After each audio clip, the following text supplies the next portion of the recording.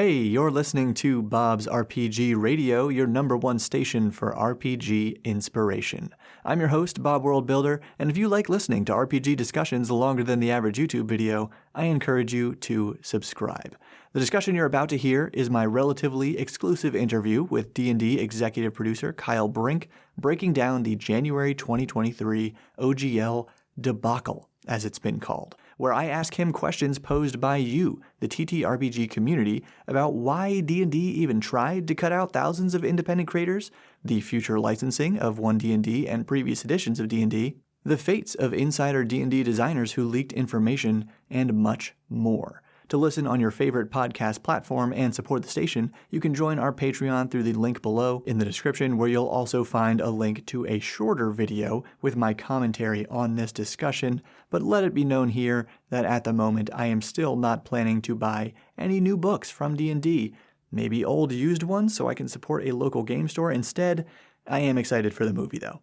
Now, if you haven't already, I invite you to sit back and tune in here on Bob's RPG Radio.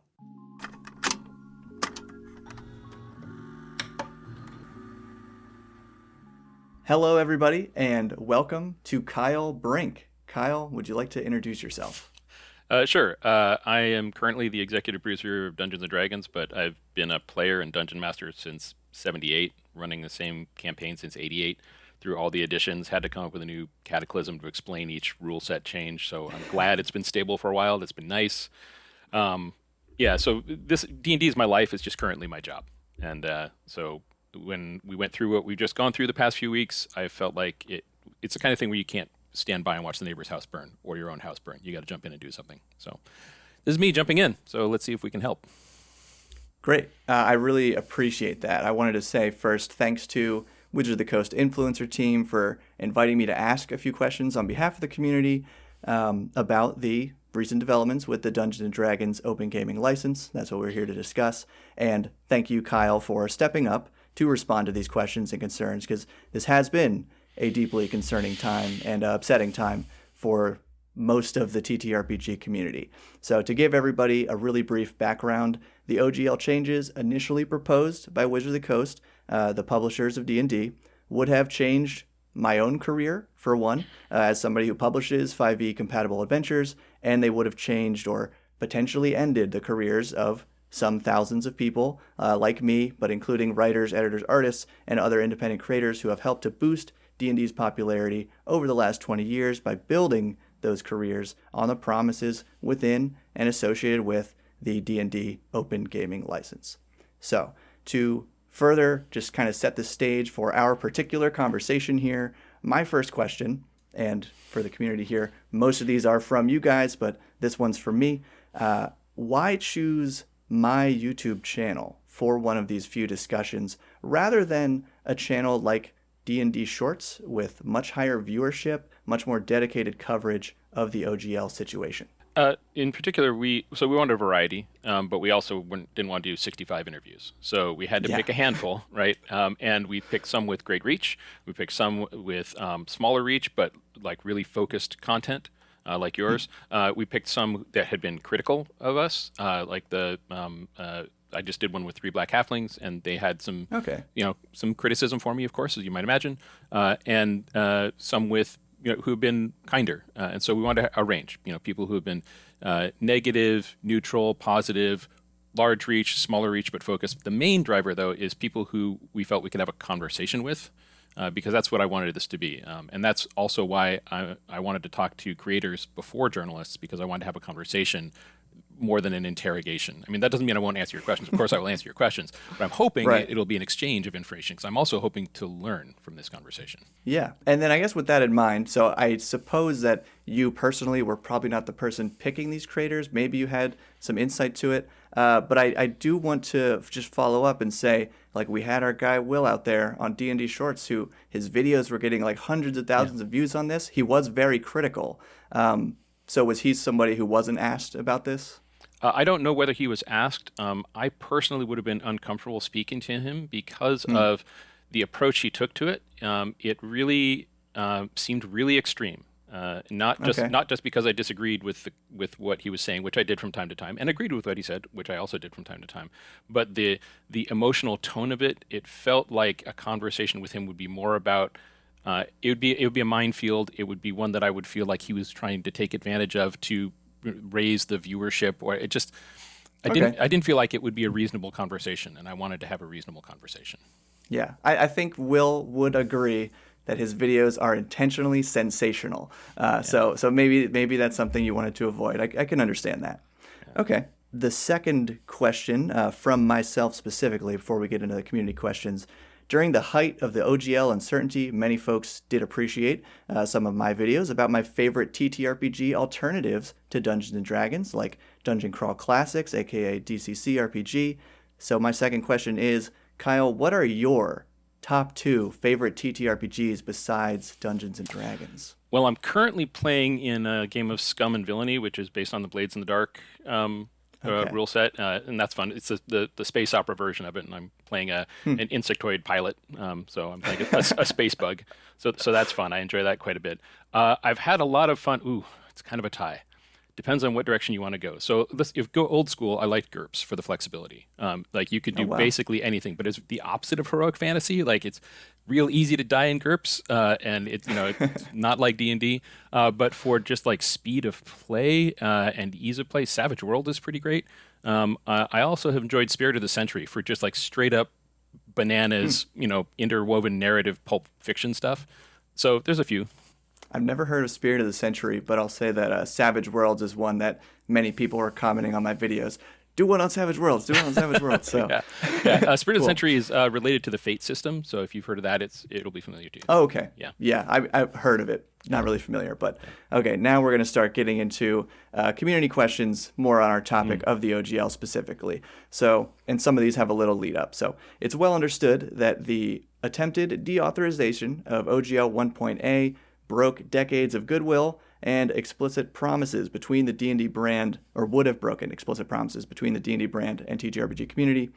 So if not to collect royalties, which was one of the first terms walked back, and if not to prevent the creation of D&D NFTs, which Hasbro produces for other properties like Power Rangers, if not to protect the D&D brand from problematic publications from which it's already protected by precedents for libel, slander, misuse, etc., and with the entire decision to deauthorize ultimately having been overturned, what was Wizards of the Coast's real goal with the drive to deauthorize OGL 1.0A in the first place? So I'll say that I'm explaining a mission that I inherited. I got here a couple years ago, and the effort to change the OGL was underway when I arrived. So some of these motives are interpreted from what was communicated to me. Some are my own motives. So I just to explain where it all comes from. It's not like we decided 2 weeks ago, hey, let's do this thing. And so can I pause you for once? When did you say you got into this role and into the scenario here? Almost immediately upon joining Wizards of the Coast in my director of operations role for the studio that included D&D at the time. I later focused on D&D specifically, and then recently became the executive producer of D&D. So I had sort of a broader assistive mandate across a larger chunk of Wizards that included D&D, and then I got more and more focused as I was here. But from the very beginning. When you say recently becoming executive producer, just when did that happen? I don't know if you already said it. Yeah, it would have been late last year, like late summer. I want to check August, September. Okay. It's in my LinkedIn, the dates there. Just to give myself and others a little frame of reference for when you saying you jumped into stuff that was already ongoing. Give us a frame of reference for so when I got into when it was ongoing. That's fair. So the OGL conversation I got into upon joining Wizards of the Coast. So that was 2 years ago. I began being looped into that conversation, and so I've been with it for that period of time as one of the people at the table, generally speaking, representing the D&D studio. There are other stakeholders who are there at the time. So what was Wizards looking to accomplish with this? Well, there were two big things. There were two big concerns. One is, what about a deep-pocketed outside actor coming into D&D and changing the face of D&D? There was concern that OGL 1.0A, as written, would permit that, would permit, like a multi-billion-dollar, conglomerate or media concern to come in and create, for example, a virtual reality space where you could play D&D, and then that would change the face of what D&D is, how it plays, without our being there to represent the community. And so then it would just be them and their ability to sway public opinion, to controlling what would happen to D&D. And we felt like we needed to be at the table. in order to keep D&D true to what it is, true to what's important to D&D. And we didn't have that. We didn't feel that we had that ability with 1.0a as written. And then the other thing was the kind of content that could be presented to this much larger audience, because D&D has been growing. It's a much bigger audience than it was when the OGL was written, much more diverse. So there's not only more people, but also more kinds of people, people from all kinds of different life experiences who need to be taken care of, who need to be given the welcoming, inclusive game that we have today. And we were very concerned about what hateful content might do to that audience as well. And we didn't feel like we had, you mentioned there were some protections from libel or slander or various other things. It was felt like that set of things wasn't solid enough, that we wanted to have a solid set of agreements that we could use to police that. All of those are fine intentions. The problem was in how we went after them. So in an attempt to, for example, keep a deep-pocketed outside actor from coming in, the thought was, well, what if you put a royalty rate on there that no deep-pocketed outside actor would ever, be willing to take on? Okay, let's put that in there. Well, we don't want to destroy, we don't want to hurt the creators, so let's hurt the shallow pockets as well. Yeah, so let's raise the bar so high that it really won't affect anyone. Well, that and we're like, well, and then how will we know when someone is getting close to that line? Well, then I guess we need a reporting system, and you can see how decision by decision we arrived at something that was terrible from an intention that was way over here from what happened. Yeah. And so the second that was obvious, we're like, drop it. And then maybe to help people help myself and others narrow in on the vision there, this hypothetical scenario of the deep-pocketed outsider coming in and changing how the rest of the world views D&D. Would that be again, in this vision, was it maybe a huge gaming company or something? I'm just trying to get a sense of what that could look like. Yeah, because I think that's when in some of those statements it said along the lines of, protecting ourselves from big corporations. And a lot of people said WotC / Hasbro, you're a pretty big corporation. So who, not necessarily to name any corporations, but just help us narrow in on what did that look like? What did that threat look like? So it would be somebody, our size or bigger. Multi-billion-dollar operations. I mean, imagine a video game company. There are a number of them at that size who might come into the space and redefine D&D.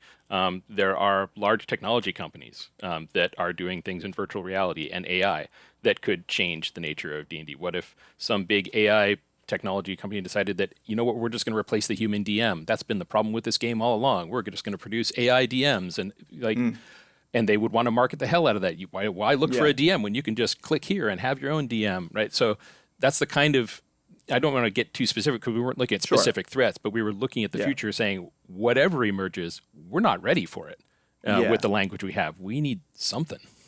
But then I guess my only follow-up to this would be with the OGL 1.0a, as I understand it, the commercial product using it couldn't actually use the words like Dungeons and Dragons and the trademarks of D&D in there. I think that, they could say things like 5e compatible, world's first role-playing game, etc. So was there still a fear that whatever these outside companies would make that could be a virtual reality, something AI, it would be something very different from what D&D is? They wouldn't be able to call it D&D. There was still a fear that it would be too closely associated with D&D, even in that case. Yeah, because you can't put D&D on the box. You can say compatible with the 5th edition of, or you could say this is a game very much like D&D, or this is the closest thing you could have to a D&D experience. There's all kinds of things you can do without violating trademark that would connect you very strongly to the brand, to the point where it would become indistinguishable. I think, and that's the other thing, is when something that big happens, it gets marketed so heavily, then you become the Band-Aid or the Kleenex as far as brand goes. And then, so something we'll probably revisit is what that protection looks like now with it under Creative Commons. So the email invitation, so this beginning is obviously coming from me, but new question. The email invitation I received acknowledged that there is a long road ahead for the D&D brand to rebuild trust with the TTRPG community. Besides releasing the SRD 5.1 under a Creative Commons license, what behaviors and specific actions will D&D and Wizards of the Coast take to rebuild that trust? There's a few things. One is further commitment to the SRD. So the SRD will remain compatible with all our upcoming rules changes, and you'll see that as the rules changes get either brought directly into the SRD or what I've been calling bridging language to connect the SRD to the new rules. So, for example, a simple one is in the SRD right now it's called race. In the new rules, it'll be called species.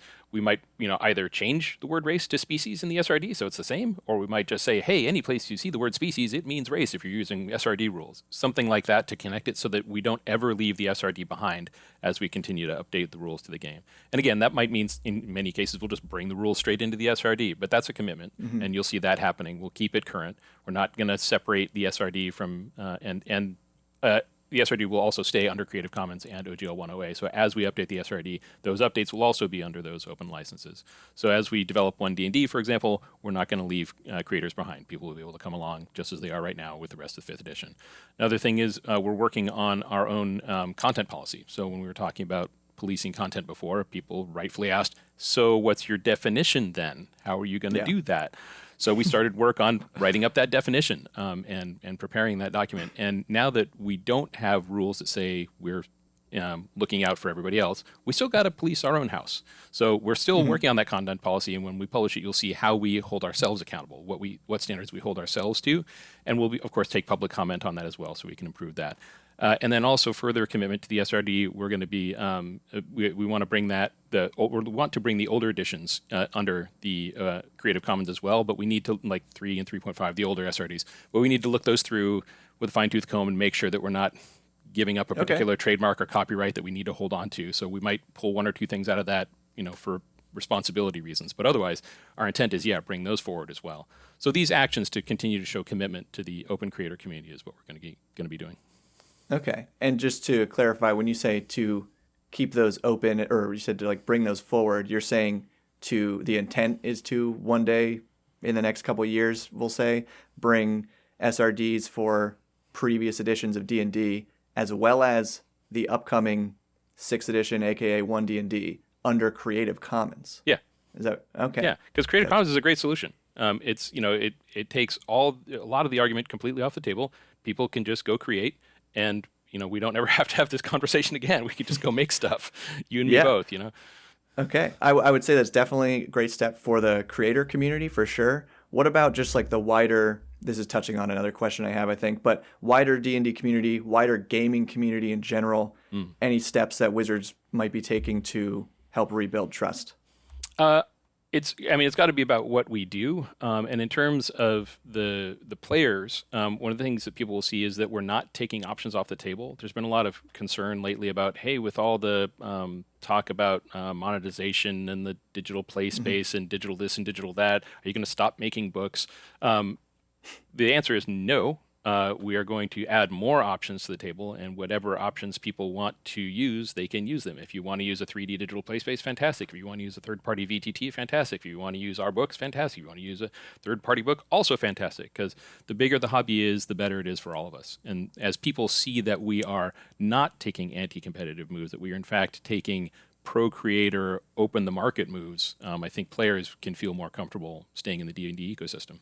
Great. And so let's say, just to maybe narrow down on this a little bit as well, 2024, huge year for D&D. Is there any guess or plan that by the time 6E comes out, is that when all these SRDs will be in Creative Commons, or do you think it'll be something that happens later down the line? I think it'll be in-flight updates. So I think that as we obviously have to publish rules first before we put them in the SRD, but you'll get to see some of the rules changes we're working on as we do the play tests for 1D&D, and so you'll have some idea of the rules changes that are coming up. And we expect the community will tell us, hey, you need to make sure this makes it into the SRD, just in case we're overlooking something. Yeah. And then when the actual rule books are published, we'll follow that up with an SRD update. Yeah, I guess I also meant for those older editions, are they going to be, you think, in Creative Commons by 2024 or end of 2024? Oh, I think that'll happen this year. We just have to do our homework and do the review. There's no particular reason to delay it other than the work. Okay. And then I guess, follow up there. So to touch back on what we had previously discussed, now knowing that there's going to be even more of D&D, from the perspective that you said, at least the planners of this OGL discussion had worried about, so much of D&D now is being made vulnerable, again, with that perspective. So how has that perspective changed, I guess, from the people who made that decision, if now they're okaying, hey, let's put even more and more and more out in the open where anybody could make an AI virtual reality version of D&D and destroy us? Like, what is the look there? So it gets back to the simple math of so the strongest position you can have is I have a legal right to do this, and here's a document that we both signed that says you have these rights and I have these rights. That's the strongest position to act. And then there are other I've got a bunch of people here who are advocates, and they're very strong and loud, and they will also act, and therefore I don't maybe need a legal document because I have a strong community who will do this for me or will help me do this. And so there are different ways to protect ourselves in the ways that we wanted to, and to protect D&D in the way that we wanted to. You also made a good point in one of the early questions about how many protections are already in place through things like copyright and trademark and libel and slander and various things like that. And those things are still true. Those options are still there. Those are actually valid arguments. And I think what the main thing is that the math that became super obvious and clear in all this is that changing the OGL did not give us as much as it would cost everybody. And so therefore it's dumb. And so therefore we're not doing it. And so, okay, when you take that decision off the table, you say, of the remaining decisions, what's the best one? And the one we've chosen is, we obviously have a strong community. Let's lean on that. Let's say great, empower that.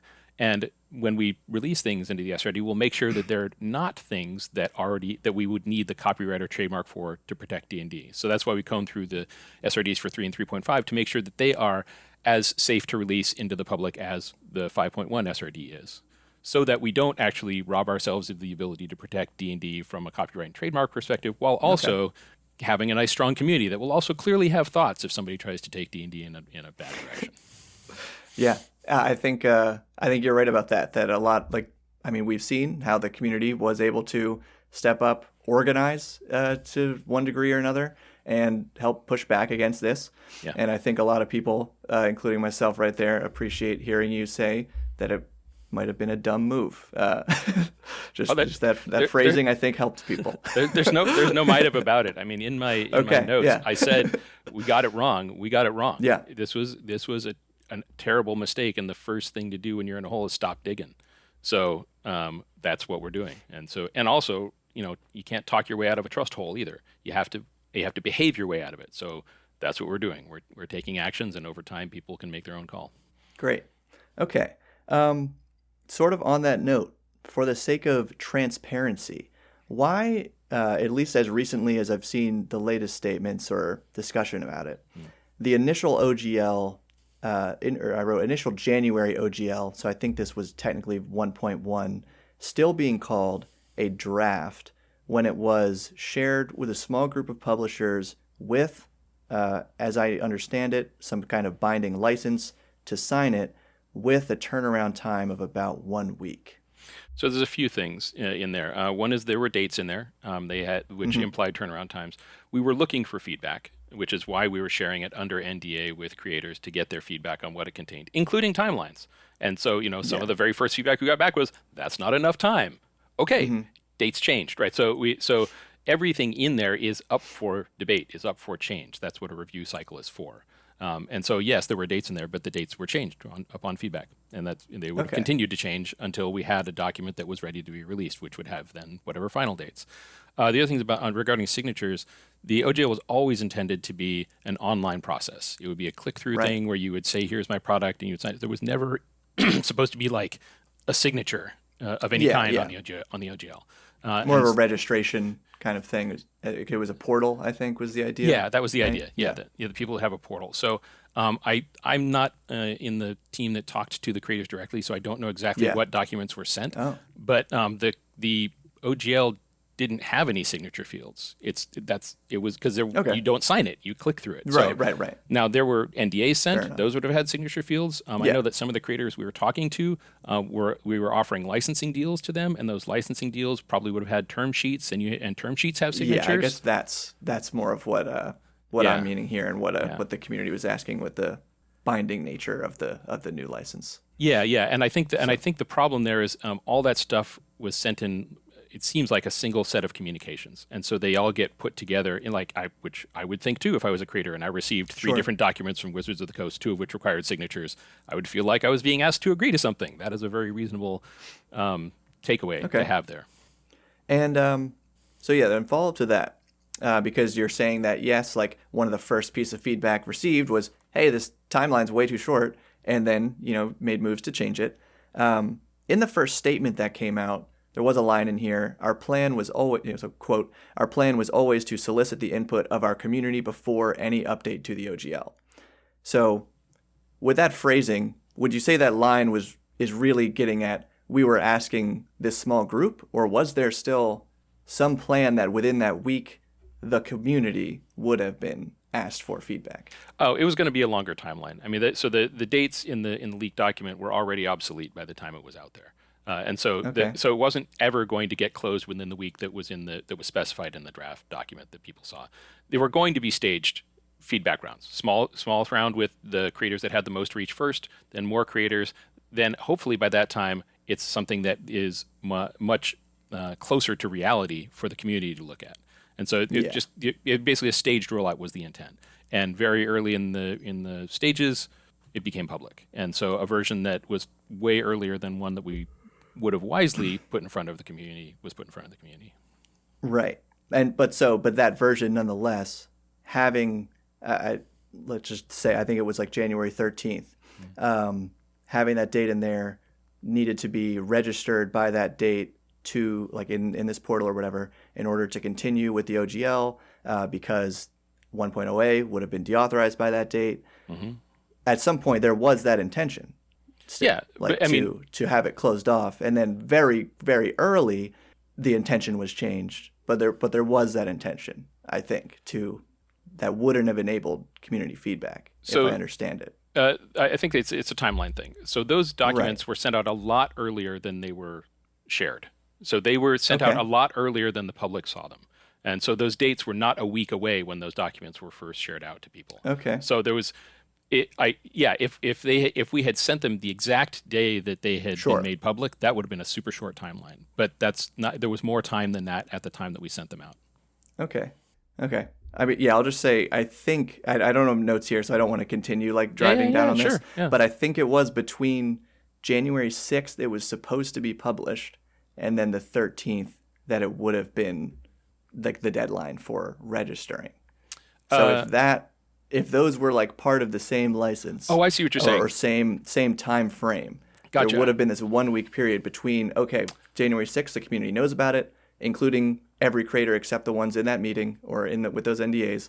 And then by the 13th, a week later, you gotta make a decision. I follow you now. Sorry, I was misunderstanding. I thought you were talking about the gap between when it was made public and the 13th, but you're talking about the 2 dates within the document itself. Sorry, I misunderstood you. Which I think the 6th was the original intended publication date, and then the 13th would have been the deadline. Yeah. So as I said, the dates in that document had been changed. Because that was obviously too short a timeline, and that was some of the feedback we got.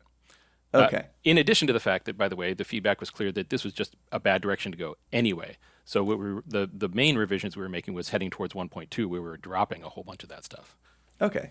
And so I guess we can say, though, thankfully, people who got a chance to see that and provide that feedback were basically responsible then, in a good way here, for actually allowing the community to give any feedback at all by letting you guys know, hey, this timeline doesn't work.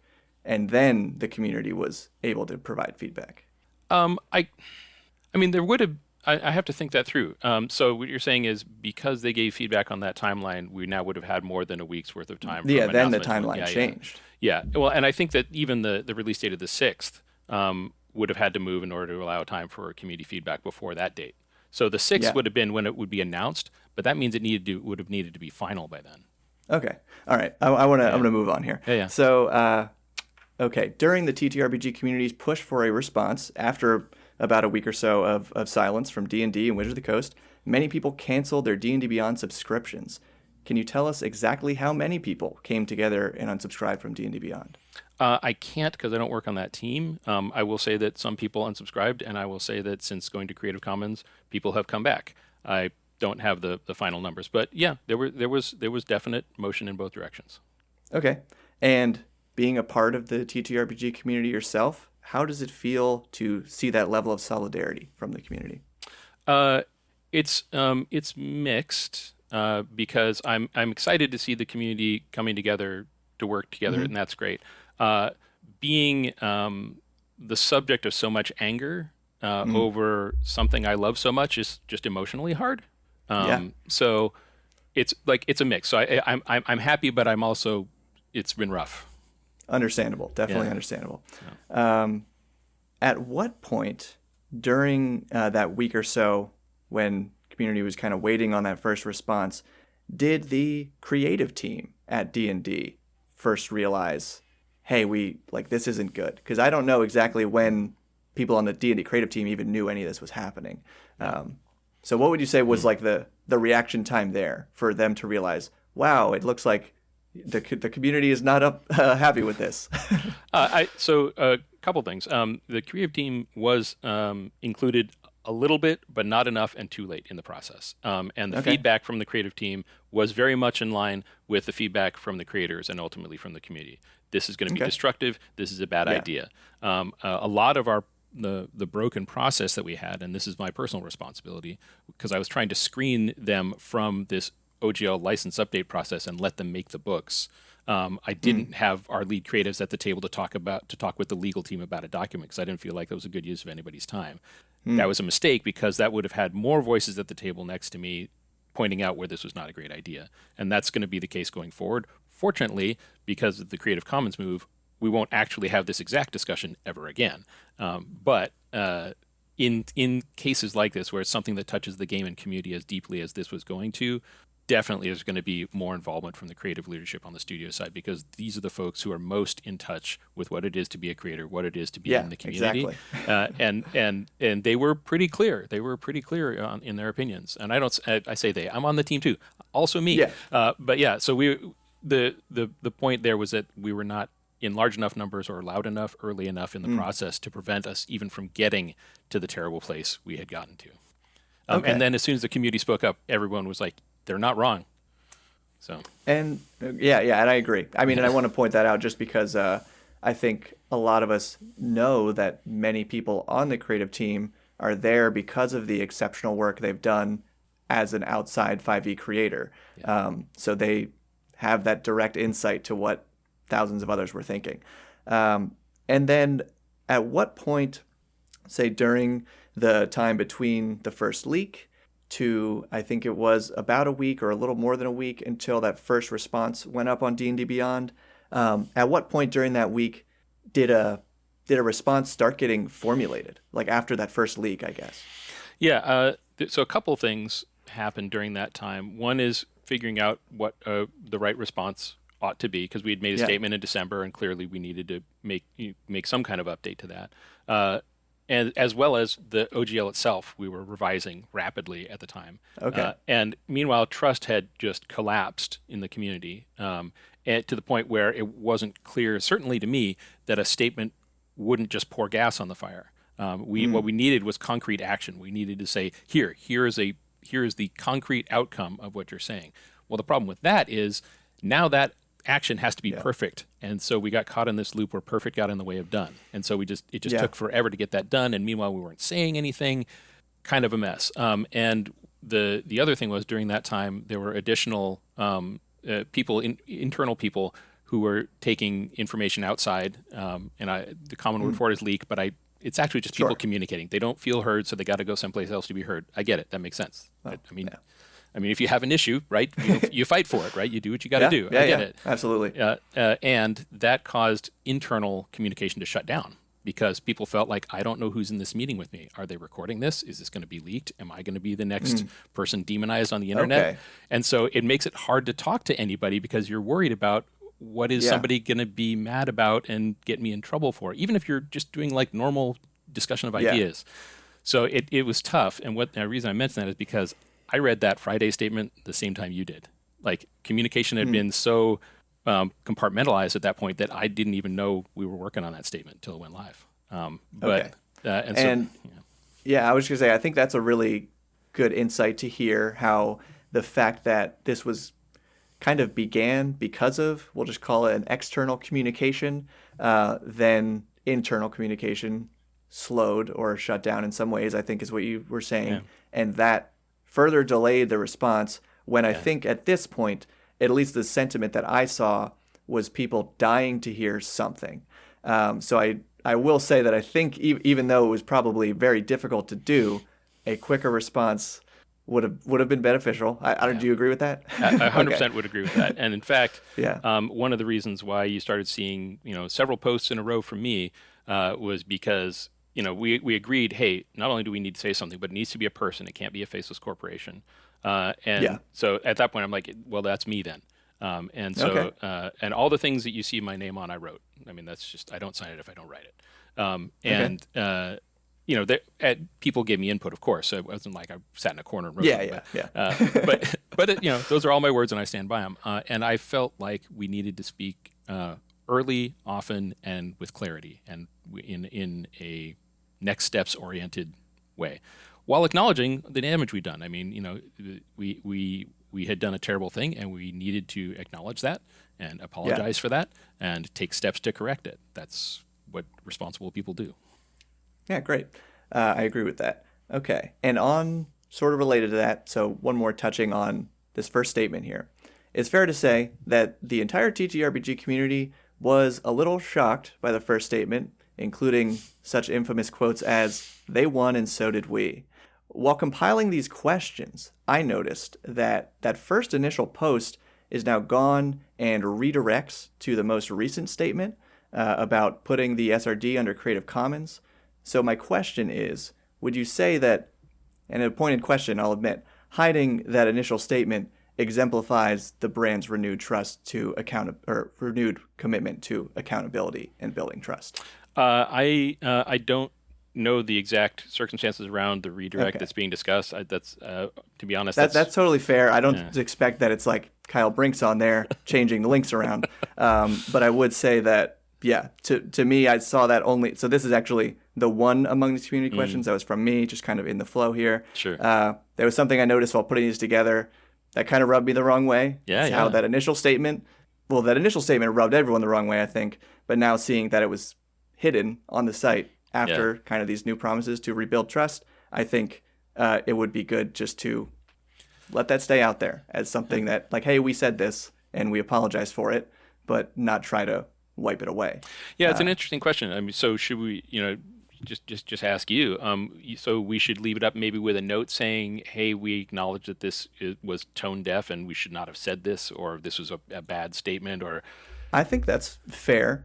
Some people would surely agree, but just that, like what you said, as a possible solution reminds me of how on like the DMs Guild, for example, there are older edition supplements and books that have a disclaimer, of WotC no longer agreeing with the content within this post. Some disclaimer like that, I think, would be fine. Now, of course, to relate it to that, I don't want to get too much into that because many people agree that, hey, those things shouldn't exist at all for sale if you're disagreeing with it. This is a different case where it's just a post for people to read. So I do think making it public, but with some kind of disclaimer saying like, hey, this no longer aligns with our commitment to the way we want to speak to the community or something along those lines, I think is better than deleting it. Yeah, interesting. I honestly wasn't aware of the redirect thing, so I'll actually follow up on this after the call. Thank you. Okay, I think we've already discussed next edition content probably going under, or you're saying will be under Creative Commons, right? Mm-hmm. Is there any intention, so this was a follow-up to this question I had written here, any intention on pursuing any, I guess I could say like relationship with the developing orc license?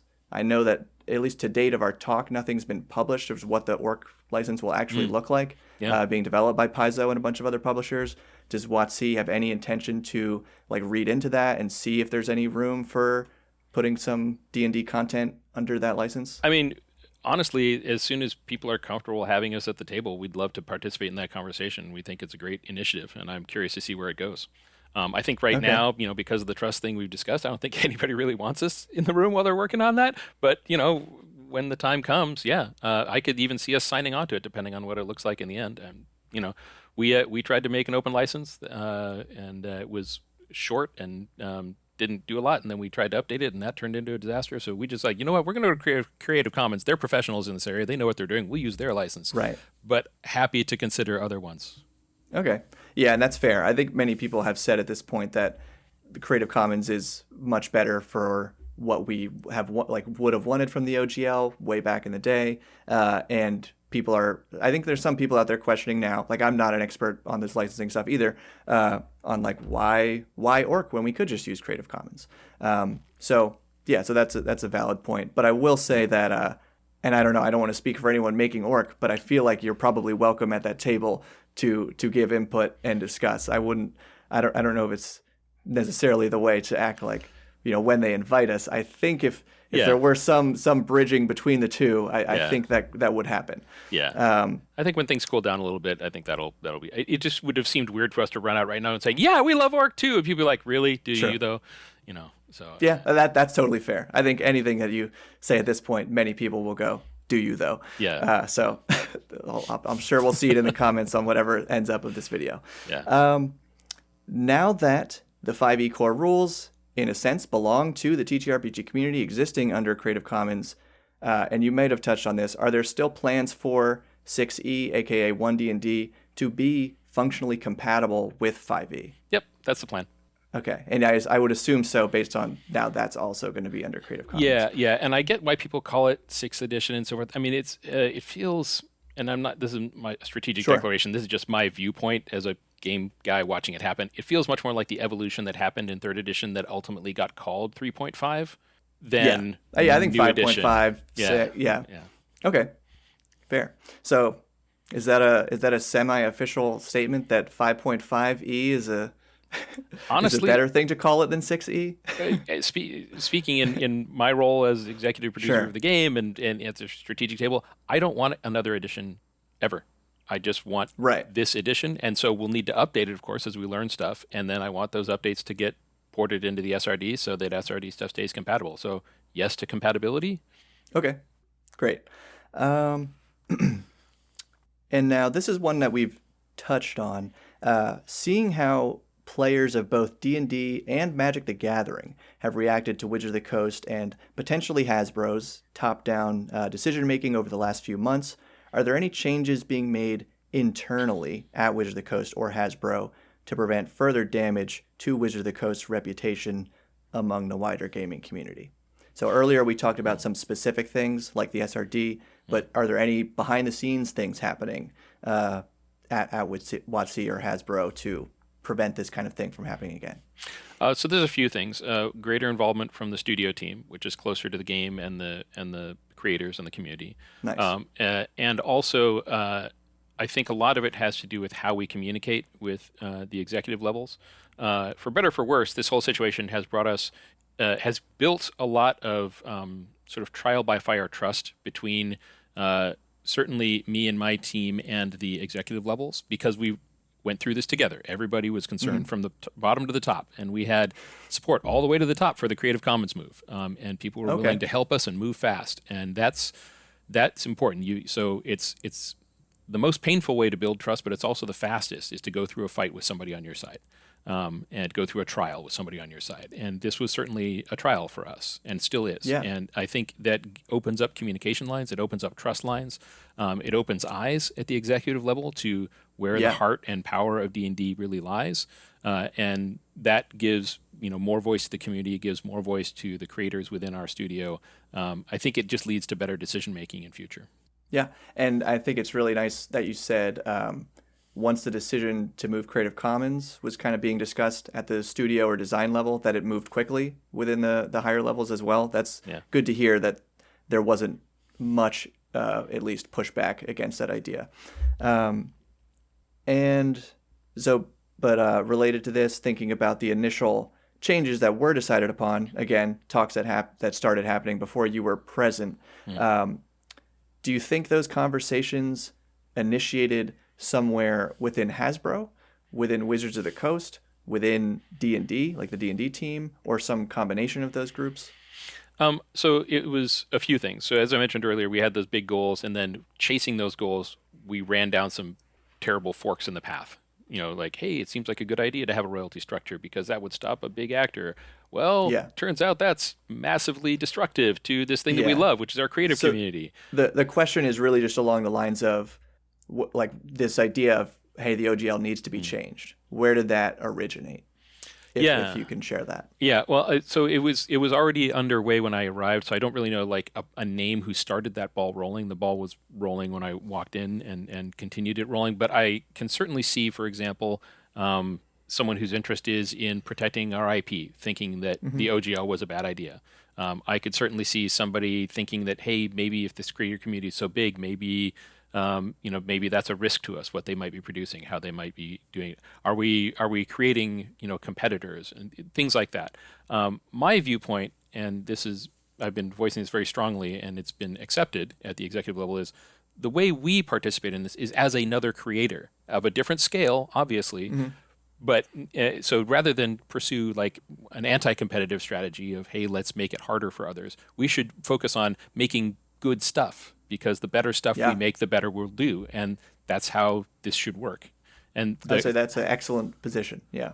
And so I think, and I will put my creators up against other creatives every day of the week in terms of the quality of the stuff they make. I think they make great stuff, and I believe in that, and I'm going to put my faith in that rather than in trying to set up the playing field in some strange way. So I think there may be individuals. I think that's.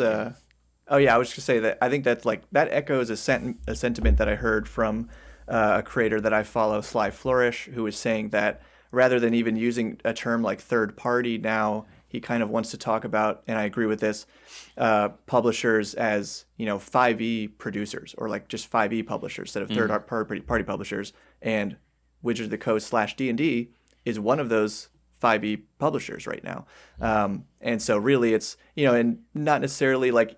I'll say you did say put my creators up against others. Yeah, I know you don't mean it, or I assume you don't mean it like super competitively, but in the sense that we want a healthy level of competition, I think is what you're saying. Yeah. In order to say that, okay, well, we at D&D are going to try to produce the best version of 5e possible. Yeah. Is that what you're trying to say? Yeah, and what I'm saying is we have a really great team of creators.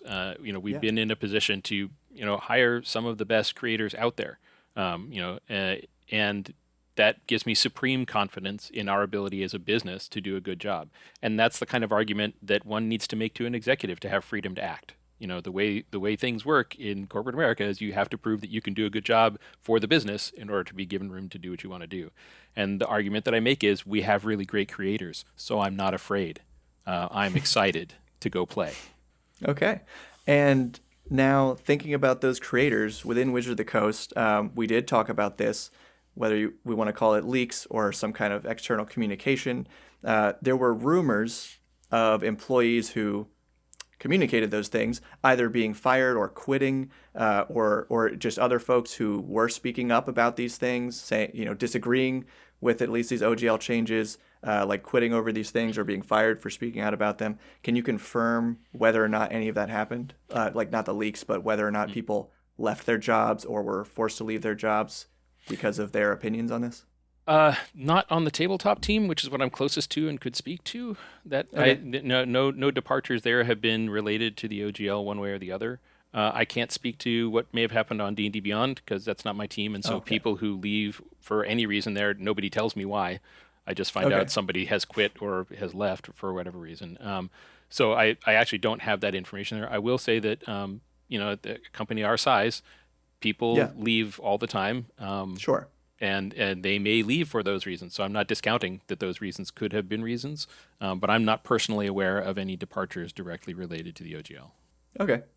And I guess so for the folks who may or may not still be at Wizards, / D&D, who release some of this information, privately and against the intentions of the company, would they still be in danger of telling you, go walk in your office one day, hey Kyle, I'm one of the people who leaked some information? Would that be a problem for them to like come clean about that now? Well, so we all agree as employees to certain things. And one of the things we agree to do is to not disclose confidential information. Okay. Everybody agrees to do that. That's part of the terms of employment. That's part of the deal we all agree to when we come in and sign up to take this job. And so violating that is violating that. Now, it matters a lot if somebody comes in and tells me, and I take that strongly into account. And I would be much more inclined towards a recovery program with a person like that than an exit program, because they're showing integrity by coming in and telling me. if they don't tell me and I find out about it, they violated the terms of their employment, and Sure. that has consequences. I mean, it's the same as violating any other term of the employment contract. I mean, yeah. So Yeah. and the severity always has to be investigated and worked out. This is why these things are always confidential, because we always have to get all the information before we do anything real serious like that. And we made an agreement, and we're supposed to live up to our word. So yeah, and I think a lot of folks in the community who were like asking about that question are also thinking that, well, if they leaked this information and it led to what was ultimately, or I guess helped push toward ultimately overturning this and doing what could best be done to patch up this OGL decision, hopefully that would be taken into account for these people who got that information out there and ultimately helped the community, then helped get D&D to turn things around. Yeah, I mean, I certainly comprehend that sentiment. It makes some sense to me, right? Yeah. If somebody cares about something and they're not getting heard, they got to go where they can be heard, and especially if what they have to say is important and can lead to an important outcome, like we've had here. But details matter and stuff like that. Yeah, So it's hard to say. Sounds fair. Really easy one that I think you already answered. There are other rumors that the future of D&D is all digital. Will I'll just say 1D&D at this point, since we've discussed that nomenclature. Will 1D&D be printed into physical books? Oh yeah. Okay. Yeah. I mean, our basic business strategy is we make stuff that people want to buy, and if people don't want to buy it, we stop making it. But as long as people want to buy it, we keep making it. And so I could conceivably see a time when people don't want books anymore, and they'll demonstrate that by not buying them. But we'll see that coming a long way off, and that doesn't look like today at all. Yeah, and so good follow-up here. Will physical books for the next edition, as far as you're aware, include any kind of discount or perhaps free digital version of those books? We very much want to do that. So you've seen some physical digital bundles available on D&D Beyond already, where you can buy for basically the cover price of the book. You get the book and the digital as well. And so we're trying to make it basically free to do that through our own storefront there. And then in addition, we want the local game store, though, to be supported. So we're looking at how can they participate in the sale of the digital or the acquisition of the digital book as well. Yeah. And there's a few things there that need to be worked out, some logistical stuff like, hey, could you put a code inside the book? Well, super easy to steal that. Someone could just walk in and take a photo of it and in the back corner of the store or whatever, and now that code's been used and now you buy your book and your code doesn't work. Anyway, there's hurdles. We want to, and we're looking at ways to do it. Maybe an affiliate program or something where they get a little something when somebody signs up. Anyway, short answer is yes. Longer answer is subject to logistics. Okay. Yeah, I think a lot of people would be very happy to hear that local gaming stores are being considered here. But yeah, hopefully following through with something to support those stores. Yeah. I don't know anything about the technology behind it, but in my head I have to think something like literally, this is not part of the question, something like a gift card basically that you get for a store that has to be with a barcode. So it's not like someone can just open that up and then type in the code at home. It's like it has to be checked out at the store first. I think something along those lines would work for new copies, at least not used copies that a bookstore sells. But okay. Speaking of digital books, what other new products are being developed in order to meet the company goal of further monetizing the D&D brand? So the way I view monetizing is making stuff that people want to buy. I mean, and so in order to do that, we have to make more products. And the main area that we're looking at right now is what can we make for players? Because DMs have all kinds of stuff they can buy from us. But players have a relatively limited range of stuff. Settings are somewhat interesting to players, but like adventure anthologies, that's for DMs. Campaigns, that's for DMs. And so what we're looking at is what can we make that's more interesting to the player. So that's our focus there. And also, how can we make our digital offerings better to use at the table? So for example, D&D Beyond is a great character sheet to use when you're at the table. You can have it on your tablet or your laptop while you're there playing with your friends. That's great. It's a useful tool there. Can we make it better? Can we make it easier to access your books at the table? So like we can lighten your backpack when you go over to the friend's house. You don't have to bring all the books. You can just bring your tablet and it's got all the books there. So that kind of thing. Things that make the play experience better. Things that help. And those are the kinds of things, kinds of options that we want to put out there for people to buy if they want.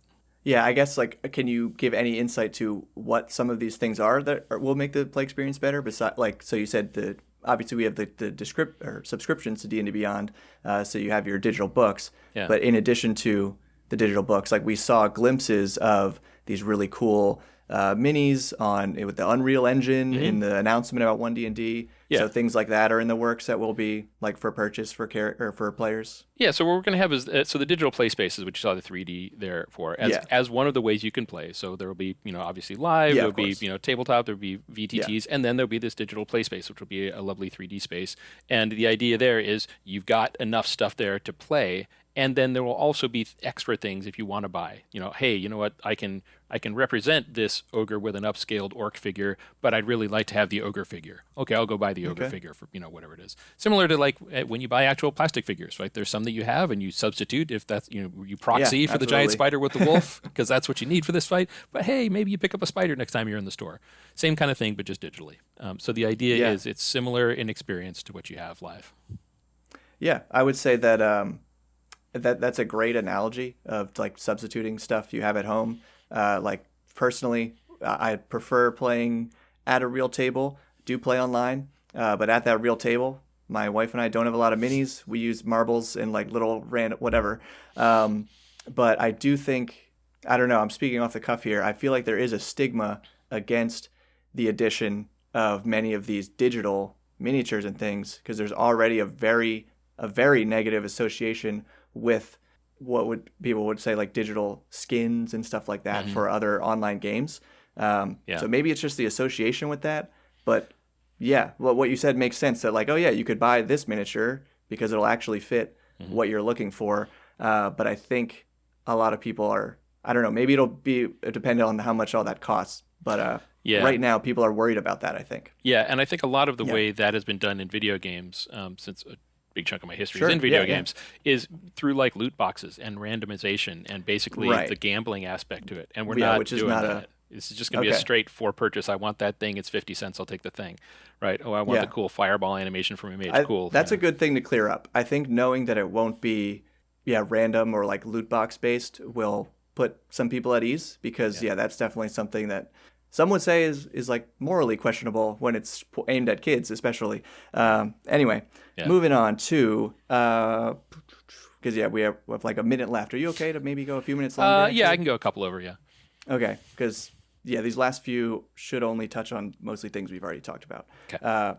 It seems like if Wizards of the Coast had a stronger relationship with content creators and shared more information publicly, this situation could have been far less damaging to the D&D brand. Are there any future plans to conduct interviews with external content creators leading up to the release of 1D&D? Short answer, yes. Longer answer, I don't have the details yet on how we're doing that. I think in this particular case, so in the case of 1D&D, everything we're doing is we think it's cool, and the conversation will be, is this cool enough? In the case of the OGL, we were doing something that there was basically nothing cool about it. And so the conversation documents. So the difference in communication is way different. Like if I'm talking with a creator about 1D&D and you leak what we're talking about, I'm not that worried, honestly.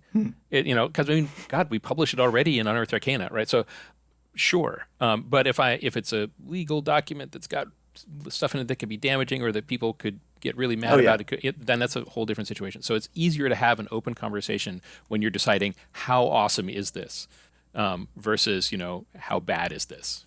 Okay. Some potential quick ones here because these were just to touch on things. Make sure we ask these.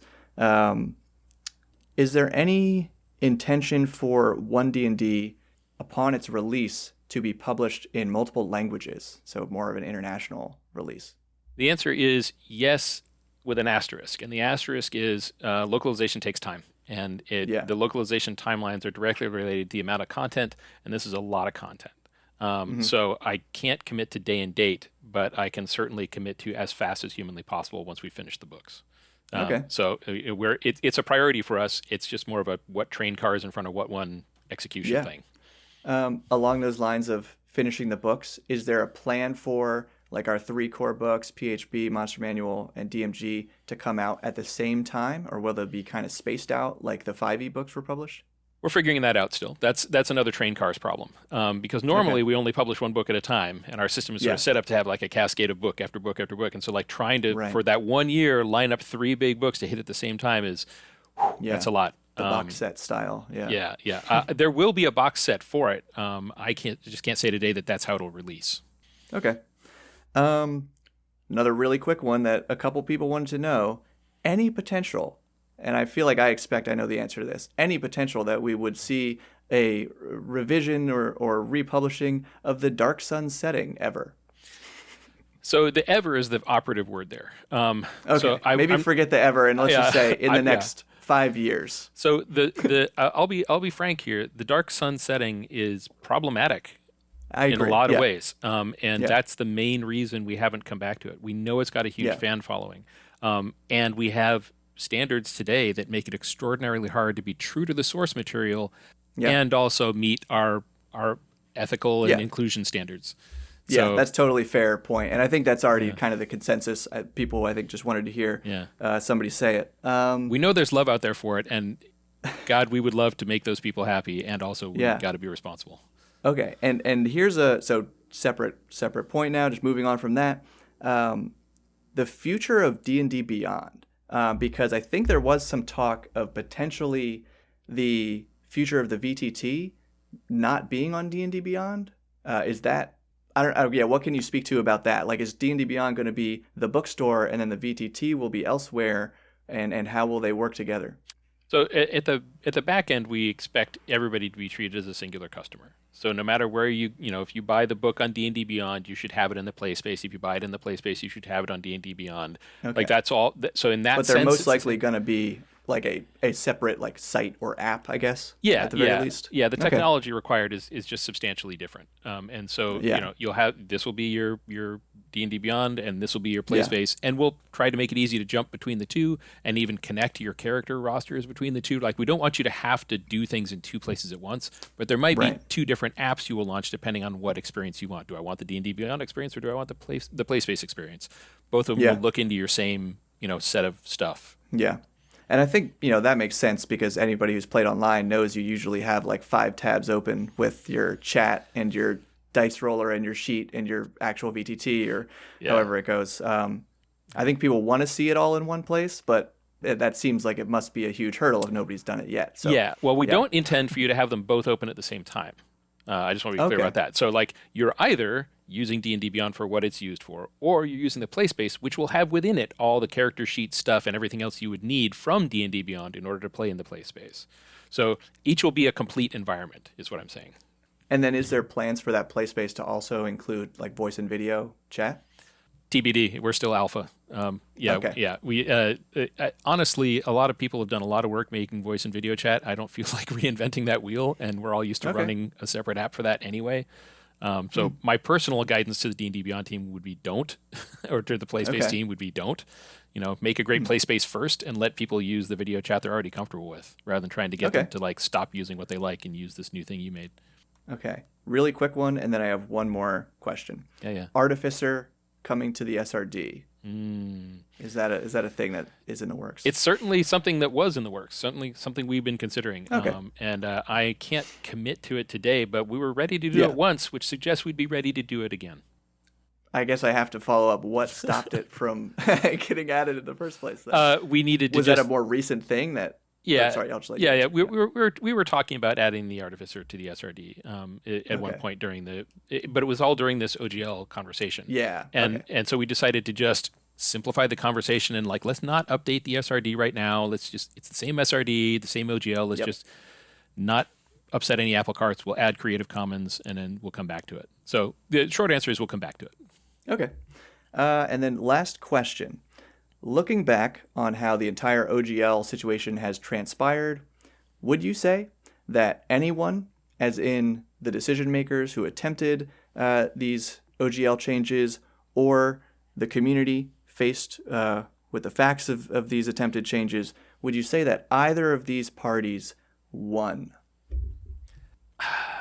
That's not how I think about it. I think about it as we got to a good place by traveling a really painful road. So everybody went through a bunch of pain, and we got to a place that would have been great to start from. Well, here we are. So I'm glad we're here, and it sucks that we took that road to get here. I agree wholeheartedly. Okay, Kyle, thank you again for your time. I really do appreciate your humility here and your willingness to answer these questions. And I hope we will see even greater accountability and transparency going forward. And I hope you have fun. Continue playing Savage Worlds and D&D and the other games you mentioned. Yeah, awesome. Thanks, Bob. Appreciate it.